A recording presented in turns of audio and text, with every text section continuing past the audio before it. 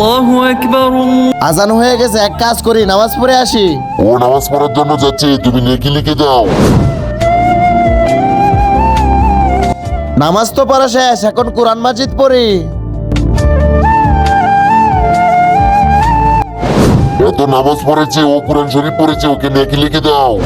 এই যে ভাই। হ্যাঁ বেটা বলো। ভাইয়া আমার মা অসুস্থ, ডাক্তার বলেছে 10,000 টাকা লাগবে। আপনি কি আমাকে 10,000 টাকা হেল্প করতে পারবেন? ঠিক আছে বেটা, এই নাও। শুক্রিয়া ভাই। এই লোকটা তো গরিবকে আবার সাহায্য করেছে, ওকে নেকি লিখে দাও। আমি মাল কাইয়া টাল হইয়াছি। সরি ভাই, সরি।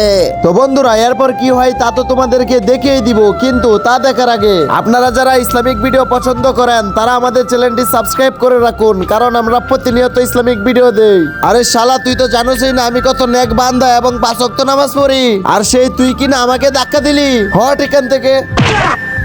শালা গুনাহগার একটা। ওর সব নেকি কেটে গুনাহ লিখে দাও। আরে এটা কেন? কারণ ও তার ইবাদত নিয়ে অহংকার করেছে, যা আল্লাহর কাছে একদমই পছন্দ না।